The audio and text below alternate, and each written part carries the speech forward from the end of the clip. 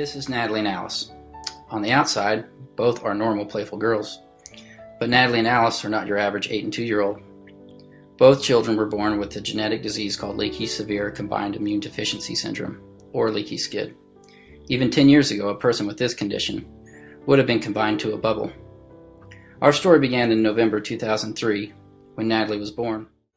I recall a night in the emergency room when she required an IV. The doctors and nurses could not find an ample vein to administer the needle. After 5 nurses, 3 doctors, and 8 hours, they had finally found an adequate vein. Natalie, though, lay on the stretcher at 2 a.m. in the morning, unconscious, from fear and exhaustion. Her body told a story of multiple wounds created by good intentions, but failures to meet the mark. Both Lizzie and I sat with her looking at each other in disbelief to what was happening to our little girl. Doctors gave her a generic but new diagnosis of having an autoimmune disorder. They would treat her with steroids and blood transfusions as she needed it. Still, though, no answers for a cure. On another hospital stay due to the H1N1 virus, her lungs filled with fluid and her brain swelled. She needed to be placed in a self-induced coma to save her life. She turned 6 years old on that hospital stay and didn't know it. If you were to compare Alice's story to Natalie's, the difference would be that her body manifested her illness at an earlier age. When Alice came to us, she developed a severe case of baby acne as an infant. Although we did not know it at the time, her body too lacked the immune system to fight off the simple bacteria. As in one account, in April of 2011, she developed a case of chickenpox so severe and long-lasting that we are still in awe that her body recovered from the illness. I remember her face being covered by so many poxes that it was almost unrecognizable. Eating for her was unbearable, as the poxes on her tongue would rupture and never seemed to heal. Cleaning her blood-stained pillow each morning became routine, along with the exhaustion from being up all night holding her in our arms. 1 month later, we received a call from the doctor regarding genetic tests taken from our family in previous weeks. Journal entry September 7th, 2011. The doctor called back today and spoke with Lizzie regarding the genetic tests. He stated that he saw within Alice's test evidence of mutations in the RAG1 and RAG2 gene, which is a form of SCIDS, or better known as the bubble boy disease.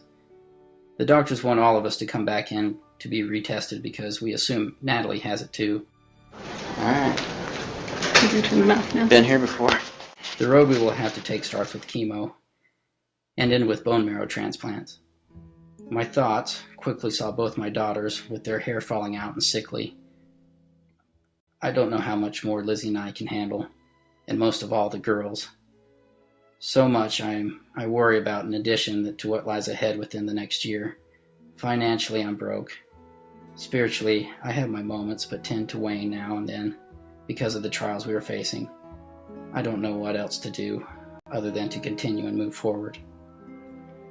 It was exhaustion and emotion that drove me away at that moment from realizing the diagnosis of our children was the best thing to happen to our family since their illness began.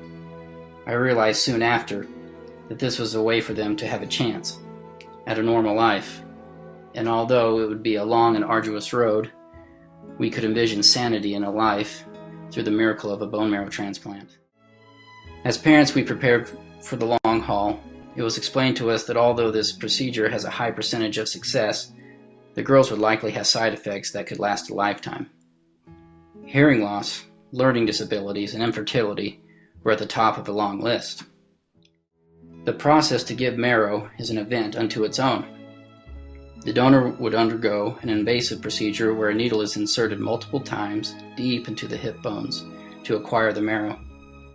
We were so thankful to learn that Natalie's little brother Blair was a perfect match for her. After understanding what he would go through to give, he became apprehensive of the surgery.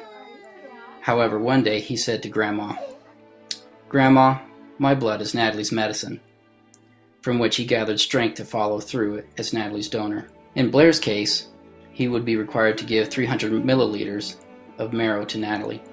It would take 60 needle insertions on his little hips to harvest the correct amount.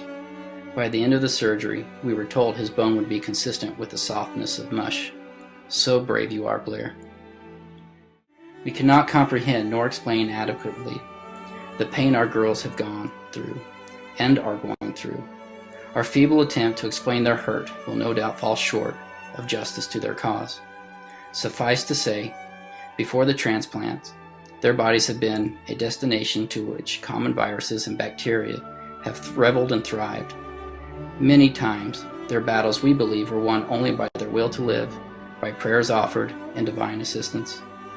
To all of the support given from here and beyond, we can only hope that someday we will have the ability to show the gratitude worthy of the cause on our children's behalf to garner sanity through a healthy body. Thank you to all of you who have given of yourselves on our behalf. We know your assistance has not only helped our girls, but also strengthened our family during this difficult time. With tremendous gratitude and love, we thank you.